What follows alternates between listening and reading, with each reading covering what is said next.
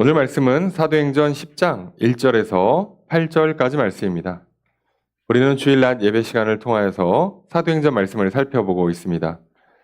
그리고 지난 주일 사도행전 9장 이제 32절에서부터 43절까지 말씀을 살펴봤습니다.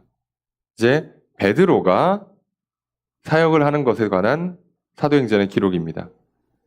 그리고 이 베드로의 사역이 이제 장차 이방의 복음이 전파되고 또 그 전파에 사도 바울이 앞장서서 나갈 때 굉장히 중요한 일들을 하게 됩니다. 그런데 성경에는 베드로가 사방으로 두루 다녔다라고 되어 있습니다.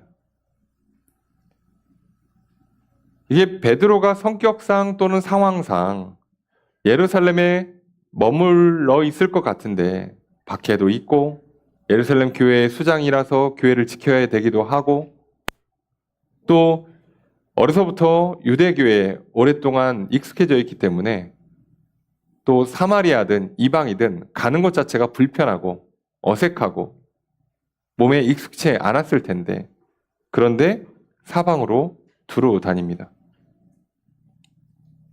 심지어 어디로 가는지 뭔가 어떤 목적을 명확히 세우고 난 딱 이거를 하겠다. 언제까지 이거를 마칠 것이다. 하고 가는 것도 아니에요. 그렇게 복음을 전하는데 일이 있으면 사마리아에서 부르면 사마리아 갔다가 돌아가는 길에 여러 성들을 둘러서 돌아가고요. 또 일이 있으면 가서 복음을 전하고요. 자, 이렇게 합니다. 그렇게 하면서 여기저기 다니던 중에 우리가 지난주에 본 것처럼 이 루따에 가서 중풍병자를 낫게 하고요. 그 소식을 들은 요빠 사람들이 다비다가 죽은 것을 놓고 이제 베드로를 청하게 됩니다. 그래서 그 청에 응해서 가서 기도해 줌으로 다비다가 다시 살아나게 돼요. 분명히 사방으로 두루 다닌다는 것이 어찌 보면 인생의 방향이 없는 것처럼 보이지만 오히려 반대입니다. 우리도 하나님께 맡긴다. 하나님 말씀대로 산다라고 하면 어떻게 보면 약간 막연해요. 구체적이지 못합니다. 그래서 올해는 뭘 할 건데, 그래서 앞으로 구체적으로 몇 년 안에 뭘 하고 결국은 뭘 할 거야 라고 하면 사실 대답하기가 조금 어렵습니다. 베드로는 어디로 가고 있는 거였을까요? 베드로가 루따에 갈 때 루따가 목적지였을까요? 아닙니다. 루따에서 중풍병자를 낫게 했으니까 여기서 좀 머무르면서 복음도 전하고 좀 교회도 세웠다가 돌아올까? 아니요. 부르면 또 요바로 갑니다. 뭐 사람이 이렇게 되는 대로 물 흐르는 대로 사나 싶지만 그게 아니에요. 이게 만약에 하나님이 없었다면 성령 충만하지 않았다면 진짜 되는 대로 가는 대로 흘러가는 대로 인생을 사는 인생처럼 보였을 수 있어요. 하지만 베드로는 매 순간순간마다 늘 기도하고 말씀 앞에 섰어요. 성령 충만함으로 하나님의 뜻을 파악하고 그 뜻에 따라 걸어갔습니다. 그랬더니 분명히 두루두루 다니는 것 같고 여기저기 다 다니는 것 같고 뭔가 인생의 방향이 명확하지 않은 것처럼 보이는데 뒤 돌아보면 이 사람이 점점 어떻게 가냐면 점점점 해변으로 가서 지중해 연안으로 갔다가 가이사랴까지 올라가게 돼요. 그래서 그 여정을 나중에 그려보면 마치 가이사랴 가려고 이렇게 갔나 보다 싶을 정도로 동선이 그렇게 나옵니다. 사방으로 돌아다니니까 막 왔다 갔다 하고 막 맨날 제자리에서 막 이렇게 저렇게 막 지저분하게 돌아다닐 것 같지만 놀랍게도 그렇지 않습니다. 그런데 이게 베드로만 그런 게 아니라요. 나중에 보면 바울도 그렇습니다. 분명히 갔더니 막혀. 이렇게 해서 저쪽에서 불러. 여기서 안 돼. 저쪽에를 가. 가려고 했는데 아파. 그래서 쉬어서 이쪽으로 넘어가. 분명히 이렇게 전도 여행이 펼쳐지는데 그 계획이 계속 수정이 돼요. 근데 나중에 바울의 전도 여행 여러분 성경 뒤에 지도로 있으면 한번 보세요. 그냥 거의 깔끔하게 원입니다. 막 왔다 갔다 지그재그로 다닐 것처럼 보이는데 그렇지가 않아요. 놀랍지 않습니까? 목표를 찍어놓고 가는 사람들이 오히려 이렇게 인생이 나오고요. 되려 하나님과 동행했던 사람들이요, 오히려 인생이 스무스하게 펼쳐집니다. 그래서 애시당초 우리는 이 세상과 다른 길을 걷는 거예요. 베드로가 그렇게 했습니다. 놀라운 건 그렇게 가는 여정에 뭐가 일어납니까? 복음이 전파되고요. 죽은 영혼이 살아나고요. 심지어 죽은 육신이 살아나고요. 병이 고쳐지고요. 문제가 해결되고요. 교회가 세워집니다. 그러니 그렇게 사는 삶에 베드로 안에도 하나님 나라, 천국이 이루어지고요. 베드로 가는 곳마다 교회가 세워지고 천국 공동체가 이루어지죠. 오늘 어쩌면 우리는요, 어디로 가느냐보다 더 중요한 게 누구와 함께 가느냐예요. 오늘 지금 내가 올해 목표가 뭐냐 보다 올해 결국은 하나님과 함께 걸어가는가, 성령 충만함으로 하나님의 뜻을 알고 그 뜻을 따를 수 있는 힘과 지혜와 용기를 얻고 살아갈 수 있는가, 여기서 승부가 나는 거죠. 여러분, 올해 시작하면서 세우신 계획은요, 벌써 이렇게 수정하시는 분들 많죠. 해보니까 좀 안 될 것 같아. 좀 줄여야겠다. 잘 되네. 좀 더 늘려야겠다. 어머, 이게 되네. 이거 안 될 것 같네. 벌써 수정하셔야죠. 예. 근데 우리는 어디로 가느냐보다 결국 우리의 인생의 표대는요, 이 땅에다 꽂는 게 아니라고 그랬잖아요. 하나님 나라에 꽂기 때문에, 천국에다가 우리의 표대를 세우고 가기 때문에 이 땅에서 명확한 목적지는 사실 없어도 됩니다. 중요한 건 하나님과 함께 그 길을 걸어가야 하죠. 베드로는 그렇게 갔어요. 갔더니 지금 룻다 찍고 요빠까지 갔고 요빠의 무두장이 집에까지 가 있습니다. 정말 말 그대로 이해할 수 없는 행보예요. 게다가 무두장이는 가죽 세공업자예요. 가죽을 세공하려니까 시체를 만져야 되죠. 죽은 짐승을 만져야 되죠. 그러면 부정하죠. 그러니 맨날 만지니까 맨날 부정하죠. 맨날 부정하니까 한 번도 성전에 제대로 들어가 볼 수가 없죠. 정결의식 하고 들어가려면 일을 최소 하루 이틀 쉬어야 돼요. 근데 그 당시 가죽 세공업자가 여유가 있겠습니까? 재정적으로? 당연히 하루라도 쉬면 안 돼요.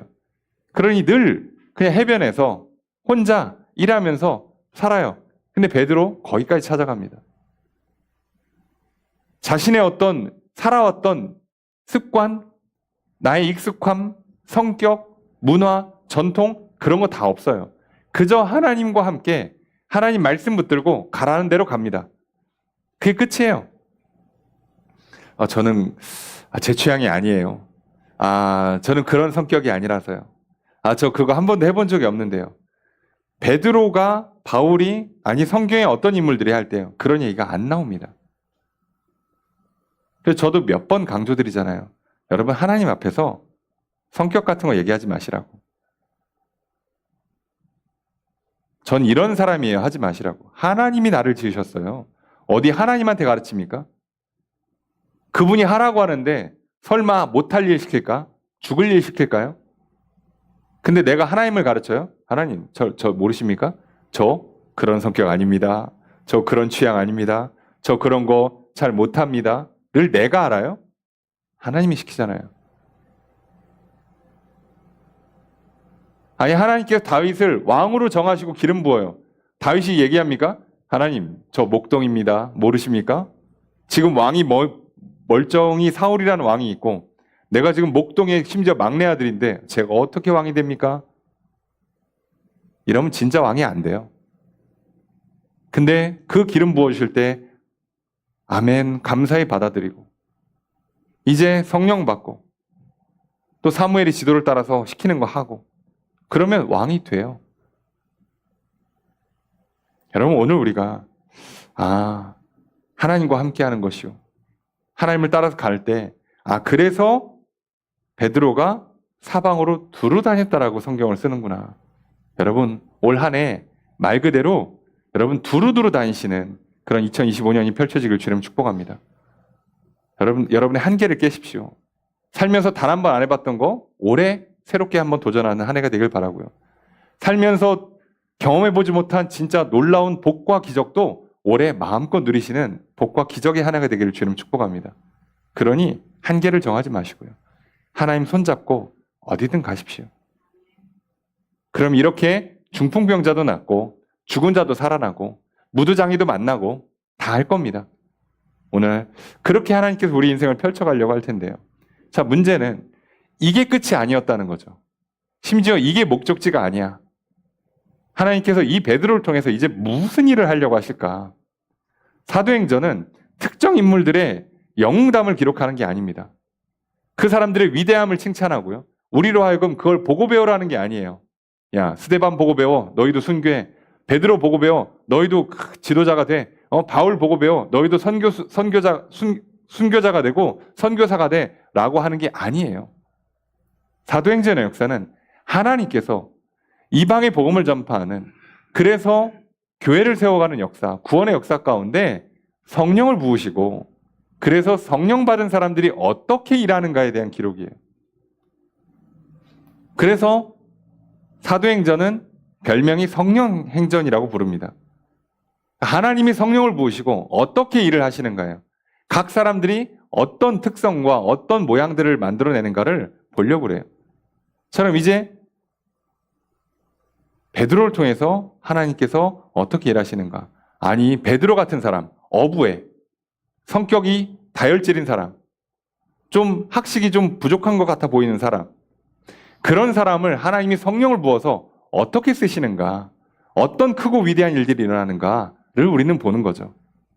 사울 같은 사람, 초엘리트, 정말 똑똑하고 교육 잘 받고 꿈과 야망이 있는 사람, 앞서 나가는 그 사람이, 그래서 하나님께서 정반대에 서 있던 그 사람이 예수를 만나게 되고 성령을 받았더니 어떻게 변해서 어떠한 삶을 살아가는가. 자, 그 가운데 하나님은 어떤 역사들을 만들어 가시는가를 보려고 그래요. 오늘부터 사도행전 10장을 보게 되는데요. 사도행전 10장은 사실상 고넬료라는 이탈리아 군대의 백부장이 복음을 듣고 구원을 받는 사건이 기록됩니다. 이게 얼마나 중요한 사건인지 성경에서 분량을 어마어마하게 할애해 줍니다. 왜 그럴까? 그리고 이 사건이 사실상 공식적으로 이방인에게 복음이 전파되는 거예요. 그동안 있었겠죠. 예? 여기저기 전파되고 이미 각 지역에 복음을 들고 사람들이 갔을 거고, 뭐 유대인들이든 또는 뭐 이스라엘에 왔다가 복음을 듣고 간 사람들이 있었겠지만, 지금 고넬료는 이방인 중에 공식적으로 성도가 된 1호 성도예요. 결과적으로는 공인된 성도로서는 1호입니다. 그 이름으로는. 자, 그럼 우리는 아니, 하나님께서 왜 고넬료를 선택하시고 또 고넬료는 어떻게 이런 은혜를 받았을까? 오늘 하나님께서 새 역사를 이루실 때 그 앞에 서 있는 사람들, 무슨 일이 있었던 걸까? 왜 그 사람을 선택하실까? 우리는 이 말씀을 통해 살펴보려고 그래요. 그래서 오늘 또 새해가 시작되고 새로운 일들이 일어날 때 그 새 역사의 1호, 그 첫 주인공이 바로 저 여러분들 되시기를 주님을 축복합니다. 그리고 그 이유와 원리가 생각보다 간단합니다. 오늘 말씀을 통해서 오늘 그 이유가 무엇인지, 하나님이 이렇게 일하시고 또 이렇게 고넬료와 같은 사람을 그래서 하나님이 세우시고 쓰시는 거구나. 오늘 우리가 좀 깨닫고요. 오늘 우리도 그런 삶으로 나아가려 합니다. 오늘 하나님 예배하는 저 여러분들에게 하나님께서 고넬료처럼 그 첫 열매로 세우시는, 그 첫 주인공으로 삼으시는 그런 크신 복과 은혜가 임하기를 주님 축복합니다. 뭐든지 은혜는 먼저 받으시는 저 여러분 되시길 주님 축복합니다. 오늘 이 시간 드리는 예배 가운데 하나님의 주신 은혜가 충만하고요. 그 은혜를 먼저 받아 이 한 주 또 승리하는, 올 한 해 승리하는 저 여러분들이 되시기를 축복합니다.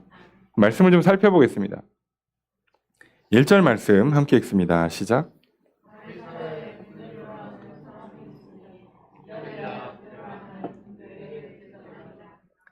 자, 가이사랴가 나옵니다. 이게 사도행전에서 굉장히 중요한 지역이 돼요.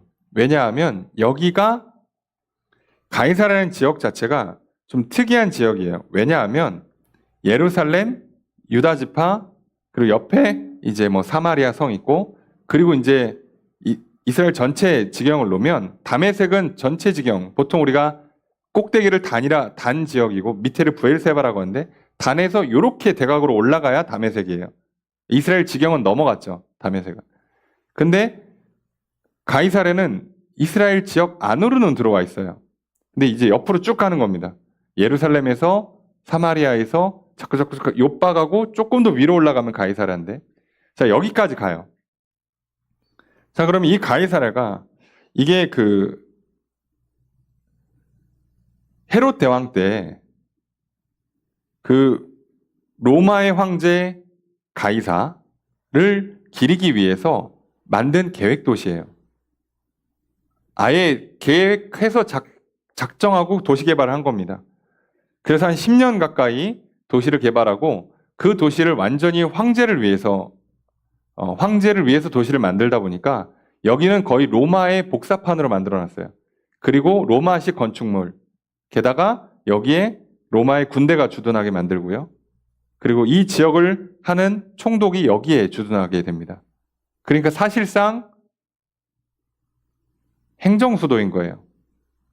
여기가 실제로는. 왜요? 로마의 군대, 로마의 어떤 관료들이 전부 다 여기를 중심으로 활동을 하니까. 그 얘기는 무슨 얘기냐면 가이사랴 앞에 있는 항구가 주 교통 요지라는 거죠. 그래서 가이사랴가 중요해집니다. 왜요? 여기를 통해서 어디로 갈 거니까? 로마로 갈 거니까. 그러니까 앞으로 이제 복음이 뻗어나가려면 사실상 가이사랴를 통해서 가는 거예요. 그러니까 이 지역이 굉장히 중요한 지역이 되죠. 그리고 로마 군대의 지휘관이 그럼 여기서 살겠죠. 자, 이렇게 됩니다. 자, 그런데 특이한 설명이 나와요. 자, 이탈리아 부대. 자, 이탈리아, 로마의 부대인데 군대의 백부장이라. 그러면 100명을 대표하는 사람이에요. 자, 이 당시에 몇 명 정도 주둔하고 있었냐라고 할 때 800에서 1000명으로 추정합니다.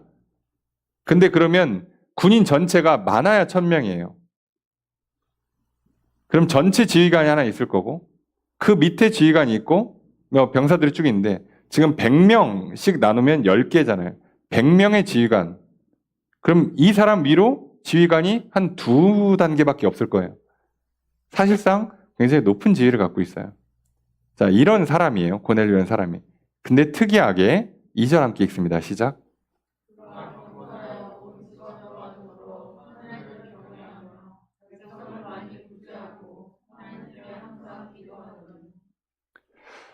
자, 이 사람이 뭐라고 설명하냐? 그가 경건하였다라고 설명합니다. 자, 우리가 경건하면 조금 단어에 대해서 정확하게 이해를 못하는 경우가 종종 있어요. 경건이 뭐야? 그러면 뭐 엄숙한 거, 점잖은 거, 뭐 이렇게 종교 생활하는 거, 뭐지? 라고 해서 경건이 조금 애매하게 쓰여요. 그냥 다 알 것 같은데 설명이 좀 안 되는 약간 이런 건데요. 이 경건하다라고 번역된 형용사가 유세베스인데 이게 세보마이의 파생어예요. 근데 이게 무슨 뜻이냐? 물러난다, 움츠러든다는 뜻이에요. 그러니까 누구 앞에서 몸을 움츠리고 뒤로 물러서는 것. 이 경건의 기본 뜻이에요. 그러니까 나보다 높은 사람 앞에서 존경을 표하는 거나 신 앞에서 엎드리는 거나 이걸 경건이라고 하는 겁니다. 자, 그러니까 우리가 보통 이 경건이라는 단어를 그러면 이 사람은 경건하다라고 하면 뭐 하고 있는 거예요? 지금 나와서 숙이고 기도하고 있든 겸손히 예배드리고 있다는 뜻이에요. 교회 나왔는데 이렇게 딱 팔짱 끼고서는 뭐 한마디 하시던가 이러면 이제 경건한 게 아닌 거죠. 네, 이해되시죠? 이렇게 그렇게 팔자걸음 걸으면서 이렇게 거만하게 딱 이러면 경건한 게 아니에요. 기본적으로 물러서고 숙인다는 뜻이에요. 자, 그러면 우리가 보통 교회에서 많이 쓰는 경건 행위, 경건한 생활, 우리 경건한 생활을 힘씁시다라고 하면 뭐 한다는 거예요? 하나님 앞에서 이렇게 자기를 뒤로 물리고 움츠러뜨리는 행위를 힘씁시다가 돼요. 그러니까 우리는 이거 보통 뭐로 하죠? 예배 드리는 거, 기도하는 거로 하잖아요. 자, 이거 힘쓰란 얘기예요. 그래서 경건은 그 자체로 어떤 행동을 표현하는 게 아니라 태도, 자세를 표현하는 겁니다. 그러니까 고넬료가 경건했대요. 그럼 뒤에 실제로 어떤 행동을 했는지를 봐야죠. 그런 자세, 하나님 앞에서 뭔가 존경하고 자기를 뒤로 좀 물리고 숙였어. 그래서 실제로 어떻게 행했냐? 보니까 온 집안과 더불어 하나님을 경외했다. 두 번째, 백성을 많이 구제했다. 세 번째, 하나님께 항상 기도했다. 이 세 개가 구체적인 행동인 거예요. 경건은 자세, 태도고 구체적으로는 세 가지를 했어요. 근데 하나님을 경외했다가 조금 특이한 표현이죠. 이거 두려워한다는 건데 하나님 항상 두려워하고 존중하며 살았다는 얘기예요. 그러니까 이것도 특정 행동 양식을 표현하는 단어는 아니죠. 그래서 하나님을 경외한다, 경건한 생활을 한다는 건 특정한 행동을 지침하는 게 아니라 거의 자세나 태도를 말하는 거예요. 그러니까 경외했다도 그런 자세로 늘 살았다는 얘기면 실제 한 거는 백성을 많이 구제하고 하나님께 항상 기도했다는 거예요. 자, 이 고넬료가 어떻게 복음을 받아들였는지는 몰라요. 지금 이 고넬료가 정확하게 예수를 믿고 있는 건지도 몰라요. 그래서 사실상 지금 예수를 믿고 있는 건 아닐 거예요. 근데 이탈리아의 군대의 지휘관으로 파견 나와서 가이사라에 왔는데 와보니까 여기 이스라엘 나라는 여호와를 하나님으로 섬겨.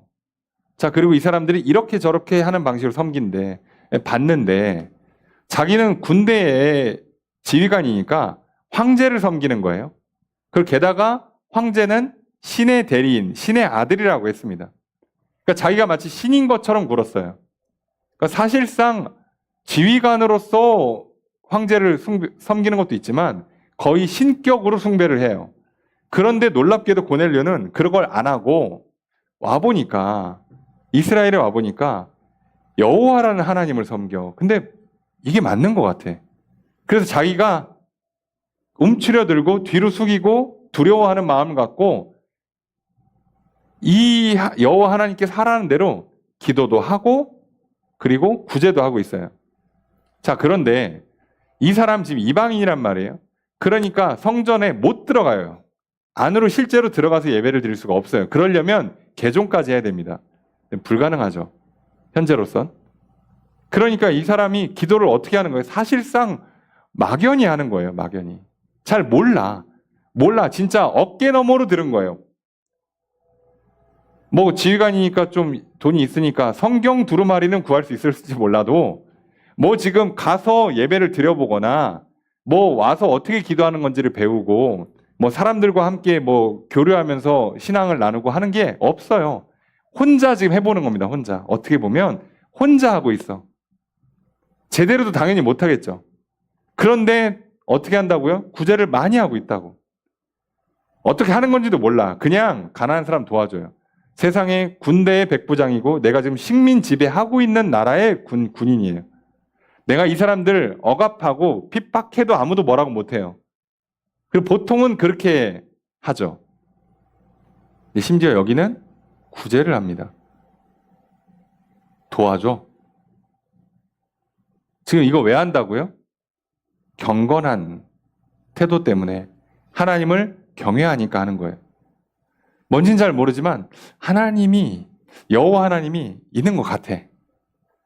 내가 봐도 황제는 그냥 사람 같고 여호와 하나님이 얘기 들어보니까 아니 뭐 출애굽을 했다는데 홍해를 갈랐다는데 이스라엘 이 나라 이거 뭐 내가 볼 때 너무 부실한데 어떻게 지금까지 이렇게 잘 버티고 있지? 이거 뭐가 있는 것 같아. 뭘 느꼈겠죠. 뭔진 몰라 하여간에. 근데 그것 때문에 하는데요.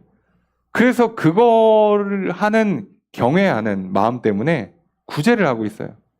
구제를 얼마큼 해야 되는지 누구한테 해야 되는지 잘 몰라. 그냥 주변에 가난하고 어렵다는 사람들 있으면 여유 있으면 도와주는 거예요. 자, 하나님께 항상 기도합니다. 자, 항상 기도한다 그러면 우리 성경에도 항상이라고 하면 뭐 쉬지 않고 뭐 멈추지 않고 하라는 얘기가 아니잖아요. 끊임없이란 뜻이고요. 또 여기는 직역하면 모든 것을 통해서란 얘기입니다. 그러니까 모든 일을 할 때마다 기도를 하고 있는 거예요. 지금 몰라. 모르는 초보니까 어떻게 하는 거예요? 뭐 이제 아침에 일어나서 물 한 잔 마시려고 그러면 하나님 감사합니다. 지금 뭔지 몰라서 하는 거예요. 뭘 모르니까 우리는 사실 아침에 물 마실 때 기도 안 하잖아요. 그렇죠. 저도 안 합니다. 뭐 아침에 일어나서 물 마실 때 누가 기도하고 해요? 식사할 때 기도하죠. 식사 기도하지 우리가 물을 마시거나 중간에 뭐 간식 과자 하나 까먹을 때 기도하진 않잖아요. 보통은 안 해요. 그냥 식사 기도를 하죠. 근데 지금 고넬료 잘 몰라요. 잘 모르니까 그냥 해보는 거예요. 몰라서 합니다. 그러니까 지금 이걸 계속해요. 모든 일에 다 그냥 기도를 붙여보고 있는 거예요. 모르니까. 왜 우리도 모를 때 초보들이요? 어떻게 합니까? 다 해보죠. 그래서 옛날에 어르신들 좀 그렇습니다만 그 의학적 지식이 없을 때요. 이게 물파스나 이게 빨간 약이라고 하는 포비돈 같은 거 한 번 이제 맞들리기 시작하면 다 발라요. 예? 그죠? 아시죠? 두통 오면 이마에다 물파스 바르고, 예. 그죠? 다 발라요. 이제 시작하는 거죠. 다 발라보는 거예요. 모르니까. 초보란 뜻이죠, 지금. 이게 언제 어떻게 딱 써야 되는지를 잘 몰라요. 기도를 어떻게 해야 되는 건지 잘 몰라요. 그런데 이 사람이 어느 정도로 하냐? 군인이라 그런가? 진짜 규칙적으로 잘합니다. 3절 읽습니다. 시작.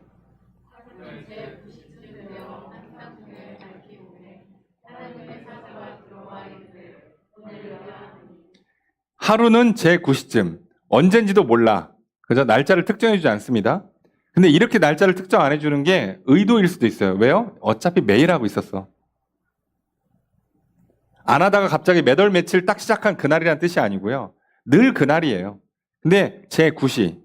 자, 오늘날로 치면 오후 3시입니다. 이때 기도를 하고 있다는 얘기예요. 그럼 이 사람 오후 3시에 왜 기도하냐? 이게 유대인들의 기도 시간이에요. 오전 9시, 정오 12시, 오후 3시. 이게 정해놓고 기도를 했는데 본인도 따라하는 거예요. 모르니까 그냥 하는 겁니다. 그런데 할 때는 하여간에 진짜 단순 무식하게 진짜 군인 정신으로 열심히 하는 거야. 끝까지 해보는 겁니다. 가르쳐줄 사람도 마땅치도 않고 가서 배우는 것도 자기 위치상 좀 이상하고 그렇다고 뭐 예루살렘 가서 이거 배울 것도 아니고 가이사랴에 지금 나한테 이걸 가르쳐줄 사람이 있는 것도 아니고 그냥 들은 대로 이거 기도 어떻게 하는 거래? 뭐 유대인들이 그 하루에 한 3번 시간 정해놓고 한다던데? 그래? 그럼 자기도 하는 거예요 그냥. 이렇게 합니다 진짜. 근데 놀라운 건요. 이렇게 기도하는데 하나님 만나줘요. 그럼 이제 하나님께서 지금 누굴 만나주시 아시겠습니까? 기도를 잘하는 사람? 철저히 하는 사람 아니요. 하나님을 경외하고 하나님 앞에 구제하고 기도하면서 그저 은혜를 구하는 사람, 하나님을 찾는 사람을 만나줘요. 자, 그 다음에 이제 우리가 이거를 다 보고 은혜를 구하는 것과 은혜를 받는 게 어떻게 돌아가는지 이제 원리를 정리하면서 설명해 드리려고 그래요. 4절 보니까 고넬료가 주의 사자가 만나줍니다.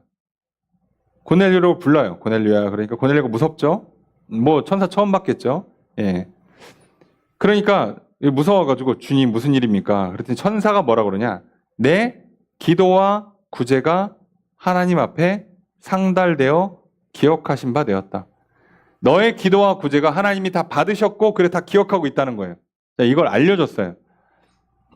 얼마나 좋습니까? 뭐라고 기도했는지 모르지만 하여간에 그 기도를 들으셨대. 구제한 거를 받으셨대. 자, 사람들이 어떤 이유로 기도하고 구제하는지는 다 다르겠죠. 하나님 뭐 이거 내가 열심히 구제하고 봉사하고 착하게 살 테니까 복 주세요. 뭐 자식 잘 되게 해주세요. 뭐 여러 가지가 있겠죠. 근데 하나님께서 받으셨대요.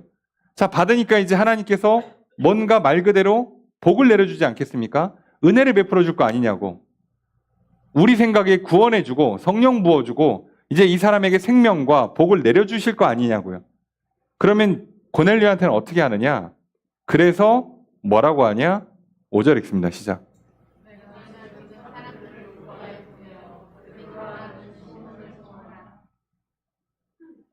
사람 하나 불러오래요. 당연히 고넬료는 베드로가 누군지 모를 겁니다. 그렇죠. 이름, 어떻게 하면 이름 한번 들어봤을 수도 있어요. 근데 잘 모르죠. 그래서 친절하게 설명합니다. 요빠에 있어. 베드로라고 하는데 원래 이름은 시몬이야. 다 알려줘요. 그리고 6절에 무두장이 시몬. 여기도 시몬이야. 그러니까 무두장이 시몬 집에 있어. 자, 무두장이 시몬의 집은 해변에 있어. 세상에 이렇게 잘 열심히 가르쳐줘요. 무슨 내비게이션 찍듯이 가르쳐줍니다. 그리고 떠나요. 자, 이 장면만 보면 우리 생각 이상하지 않습니까? 아니, 온 김에 천사가 너가 지금 잘 모르고 하니까 내가 잠깐 설명해 줄 테니까 잘 들어봐. 자, 여호와 하나님이 창조주야. 자, 예수님이 그리스도 구원자야. 그러니까 이제 예수를 믿으면 돼. 자, 예수 믿으려면 저기 교회를 가. 자, 교회가 여기 있어. 가서 저기 베드로한테 가서 저 예수 믿으려고 하고 저기 기도하다가 환상 중에 봤습니다. 하면 잘 설명해 줄 거야. 야, 너 구원받았어. 너 이제부터 하나님의 자녀다. 아니, 해주시면 되잖아요. 천사가 온 김에. 우리 생각에는 왔으면 온 김에 하면 얼마나 좋아. 근데 왜 뜬금없이 어디 멀리 있는 사람 하나 그것도 이름 알려주고 주소 알려주고 가서 불러오라고 시키냐고.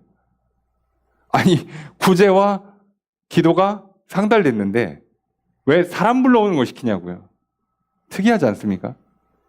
설마 고넬료가 하나님 외롭습니다. 좋은 친구 하나 보내서 이랬겠냐고요. 그거 아니었을 거 아니냐고. 기도가 그건 아니었잖아요.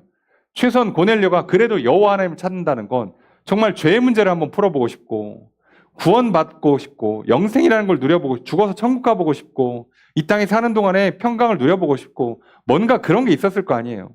군인으로서의 삶을 살면서 늘 전쟁터에서 죽음을 마주하고 위험을 마주하고 권력은 있지만 여러 가지 인생의 고민들이 있었겠죠. 근데 그 문제는 하나도 얘기를 안 해주고 왜 베드로 불러오라고 시키냐고. 이상하잖아요. 자, 여기서 더 놀라운 건 고넬료가 이걸 군말 없이 합니다. 천사요? 제가 기도한 건 얘기가 없는데요. 그 얘기는 왜 안 해주시고 베드로 뭔데? 어떡하라고? 아니요. 자, 떠나자마자 바로 시켜요. 자, 이게 얼마나 일이 빨리 됐냐면 고넬료가 집안 하인 둘을 불러요. 자, 두 사람 부릅니다. 자, 그리고 부하 가운데 경건한 사람 하나를 불러요. 이 사람 군인이겠죠? 군인 중에 경건한 사람, 군인 중에 믿는 사람 하나랑 자기 집안 사람 두 사람을 셋을 붙여가지고 보냅니다. 자, 지금 3시 기도 시간이었다고 그랬죠? 3시 기도 시간에 뭘 봤어? 얘기를 들었어? 그리고 사람을 불러서 보내요? 아무리 빨라도 1시간 걸리겠죠? 그럼 이 사람들 급하게 준비하고 출발해요. 여기서부터 가이사라에서 요빠까지 대략 50km입니다. 자, 급하게 준비시켜서 보내요. 자, 그럼 50km 가야 돼요. 사람 평균 시간당 4km 걷습니다. 조금 더 걷는다 치고. 이 사람들 몇 시간 걸어야 돼요? 최소 10시간. 그것도 엄청 빨리 걸어야 돼요. 그러니까 옛날에 그렇게 못 걸어요. 12시간은 생각하고 가야 됩니다. 자, 그런데 다음 주에 보겠습니다. 다음 주, 다다음 주에 걸쳐 보겠지만 이 사람들이 언제 도착하냐? 다음날 12시에 도착을 해요. 12시에 기도 시간에 기도한 걸 베드로가 보고 내려왔더니 도착했어요. 자, 그러면 12시 도착해요. 아니, 최소 오후 4시에 출발한 사람이 다음날 12시 도착하는데 걷는 시간만 12시간 이상이 걸려야 돼요. 그러니까 첫날 최소한 무조건 4시간 이상 걷습니다. 야밤에 걷는 것도 한계가 있을 거 아니야. 잠을 자야 되니까. 그럼 4, 5시간 걷고 9시 넘어서 집에 숙소 잡아서 거기서 자고 그 다음날 8시간은 걸어야 될 거 아니냐고요. 사람 찾아야 되니까. 12시 도착해서 8시간 걸으려면 4시부터 걸어야 돼요.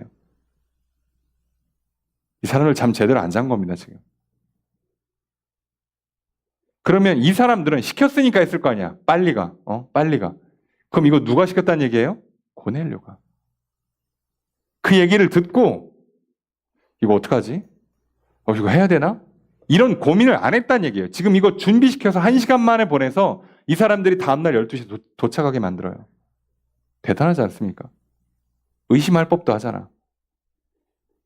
이렇게 들으면 이상하잖아. 내가 기도한 얘기는 한마디도 안 해주고 그럼 베드로 불러오래. 그럼 베드로 뭔데? 설명도 없어요. 베드로에 대한 설명도 안 해줍니다. 그 사람이 예루살렘 교회의 수장이야. 이런 설명 한마디 안 붙이고 그냥 어디에 있는 누구 불러와. 그게 끝이에요. 근데 그거를 정말 고민 하나 안 하고 달려서 일을 시킵니다. 그리고 부하들도 자기 부하도 자기 종들도 다 달려요. 그럼 이게 공식적으로 첫 번째 이방인 그리스도인이 되는 비결인 겁니다. 무슨 얘기냐면 은혜를 구했죠? 지금 은혜를 주시려고 뭐를 시켰죠? 그거를 그대로 받는다고. 그거 제가 요즘 바쁜 일이 있는데 내일 모레쯤 하면 안 됩니까? 아니요. 바로 보내요. 신하들은 집안 하인들은 일이 남아돌고 부하 중에 한 사람은 할 일이 없답니까? 아니요. 그럼에도 불구하고 보내는 겁니다. 이렇게 한 거예요. 그러면 왜 이런 특이한 방법을 쓰실까요? 이게 두 가지 의미가 있습니다. 하나는 고넬료한테도 의미가 있고 하나는 베드로한테 의미가 있습니다. 왜 이 방법을 써야만 되냐? 왜 꼭 베드로가 와서 고넬료를 만나줘야 되는가? 자, 왜냐면요. 아까도 말씀드린 것처럼 고넬료는 지금 누구도 자기한테 복음을 제대로 전해주는 사람이 없어요. 천사가 전해준 거 듣고 나 예수 믿어요 그러면 베드로나 또는 주변에 있는 교회들이 그리스도인들이 너도 예수 믿는구나. 너 우리 한 형제 하자. 이럴 것 같습니까? 이 장면이 그래서 뭐랑 비슷하다고요? 사울이 다메섹 도상에서 빛 가운데에 예수님 만난 거랑 똑같은 장면이 연출되는 거예요. 거기서 나 혼자 예수 믿고 나 이제부터 예수 믿어요. 복음 전하러 가면요. 아무도 안 만나줍니다. 그래서 어쩔 수 없이 거기에 사람이 이렇게 붙어서 이거를 증인의 작업을 해줘야 돼요. 그 증인의 역할을 서로 해줘야 된다고. 지금 이 사건에 고넬료는 베드로를 통해서 들어야 되는 거고요. 만나야 되는 거예요. 근데 하필이면 누굴 만나? 교회의 대표를 만나는 거예요. 예루살렘 교회 대표를 만나는 거예요. 그 사람을 만나서 내가 공식적으로 이방인 그리스도인이라는 걸 인정받고 복음도 설명 듣고 기도도 받고 다 하는 거예요. 공인받게 하시는 거예요. 그 다음에 베드로는 그래야 뭘 알아요? 하나님이 이방인도 구원하시는 게 맞구나. 예수님 말씀하신 게 이거구나. 왜요? 자기 발로는 절대 이방인한테는 안 갑니다. 이게 베드로가 이건 못해요. 여기는 못한다고. 그러니까 베드로 생각에는 뭐를 생각하겠어요? 이방에 흩어져 있는 유대인들을 구원하고 싶지 이방인들을 구원하고 싶은 게 아니에요. 그럴 생각이 없어요.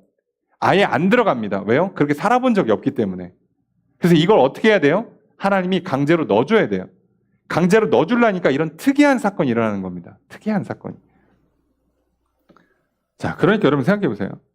여러분 하나님께서는요. 대부분은요. 일반적인 방식으로 통해요. 그냥 자연스럽게 일하고 사람 만나고 하면서 하나님의 역사를 만들어 가실 건데 그 방식으로는 도저히 안 되는 일이 있으면 특이하게 갑자기 뭘 보여주고 갑자기 막 사건이 일어나고 갑자기 사람이 막 와서 그 일을 하게 만들어 주시는 거예요. 그러니까 우리는요. 내가 지금 하나님의 은혜를 받는 방식이나 인생을 사는 방식을 너무 고민할 필요가 없다고 말씀드리고 싶어요. 여러분. 그저 하나님의 은혜를 구하시고 기도하시면 하나님이 때로는 일반적으로 때로는 특이하게 역사하실 겁니다. 자, 문제는 고넬료가 이걸 잘했다는 거죠. 정말 잘했어요. 여러분 기도하고 구제에 힘쓰면 무조건 은혜 받는다가 아니고요. 사실은 하나님 앞에 이 경건함을 가졌던 사람, 하나님을 경외했던 사람, 그래서 뭘 모르고 하여간에 구제해보고 기도해보고 했던 사람, 하나님 이 사람을 받아주시고 그 은혜를 간구하는 저를 받으사 구원해 주세요. 이 구원해 주시려고 베드로를 보내시는 거죠.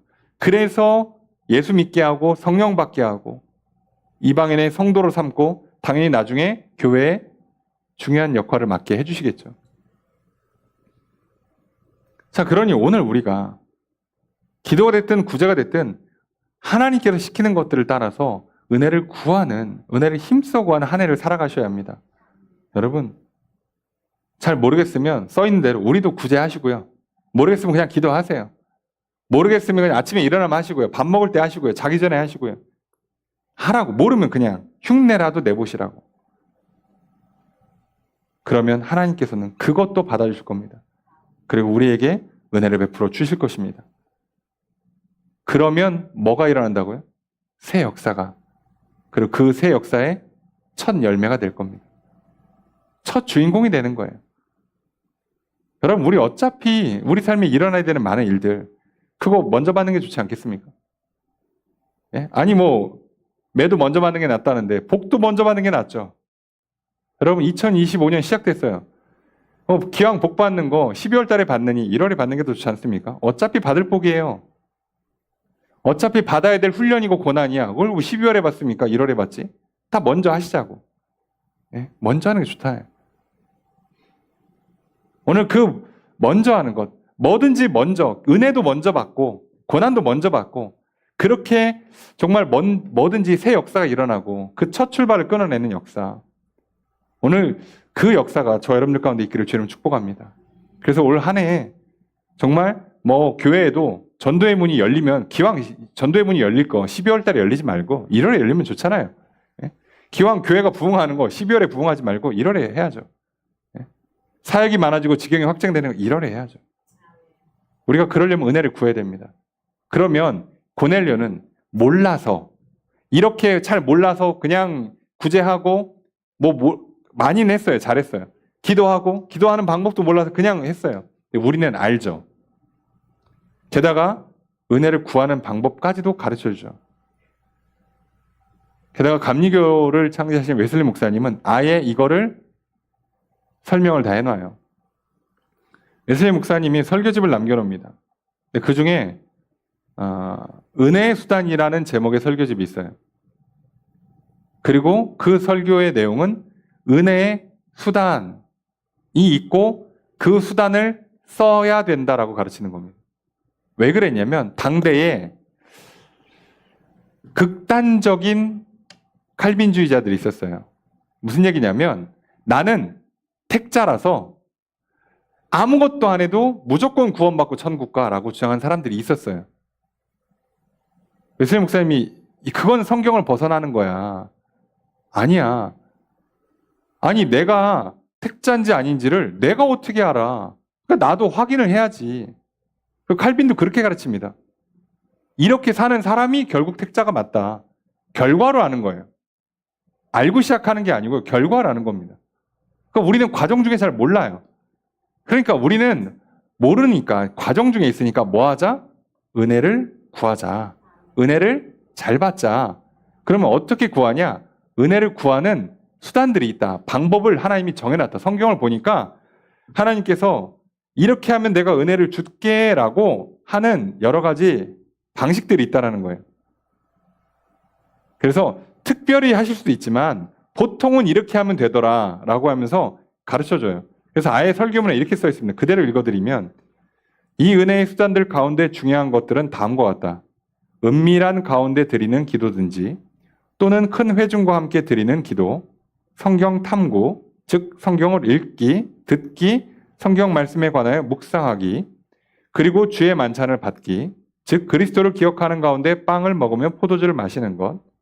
이것들은 사람들의 영혼에 하나님의 은혜를 전달하는 일상적인 통로들로서 하나님에 의하여 규정된 것들이라고 우리는 믿는다. 이렇게 씁니다. 그리고 실제로 그런지 성경에 있는 걸 찾아서 설명을 쫙 해줘요. 자, 그럼 우리는 은혜의 수단이라고 말하는 건 크게 세 가지예요. 기도하는 것, 성경 연구하는 것, 성례에 참여하는 것. 근데 이건 좀 이해하셔야 되는 게 그 당시 영국 성공회는 매 예배 때마다 성례를 받아요. 그러니까 이게 결국 무슨 얘기예요? 예배를 참여하라는 뜻이죠. 그러니까 오늘 우리 치매는 기도하기, 성경 연구하기, 예배 참여하기예요. 게다가 나중에 몇 가지를 더 붙입니다. 더 붙이는데 이게 내 영혼을 위해서 내가 직접 하는 거고 남의 영혼을 위해서 해도 받아줘요. 그래서 아까 보면 고넬료도 구제를 하는 거 하나님 받으셨다고 그랬잖아요. 남의 영혼을 위해서 하는데 다른 사람의 영혼을 위해서 하는데 그 다른 사람의 영혼을 직접적으로 도와주려면 전도하고 기도해주기. 다른 사람의 몸을 살려주려면 구제하고 봉사하기. 그래서 보통 예배, 기도, 말씀, 전도, 구제 이렇게 하면 제일 압축한 거예요. 이렇게 하라는 거예요. 이걸로 은혜를 구하라는 거예요. 다른 방법을 써도 되겠지만 성경에는 이렇게 하면 확실히 은혜를 받았다는 기록이 있고 하나님께서 이렇게 하면 은혜를 주겠다는 약속도 있고 정리를 해보니까 이 5가지가 가장 확실해. 우리는 이 방법들로 하나님께 은혜를 구하는 거예요. 하나님, 내게 은혜를 베풀어 주십시오. 그러면 기도하고 예배드리고 말씀 읽고 전도하고 구제하고 봉사하면서 은혜를 구하는 거라고요. 자, 구하면 하나님 은혜를 줘요. 어떻게 해요? 직접 내 영혼을 변화시켜 주기도 하고요. 성령을 부어주기도 하고요. 생명을 주기도 하고 복을 주기도 하고 뭐 물질을 주기도 하고 건강을 주기도 하고 뭘 직접 하시기도 하고 또는 하나 건너가서 하게 해요. 그러면 이걸 해라라고 명령이 올 겁니다. 너 이거 해. 고넬료는 베드로 데려와라고 했죠. 그럼 그걸 해야 그 다음에 일어나요. 복이. 죽으라고 기도했던 하나님께서 너 오늘은 저쪽에 좀 한번 가봐.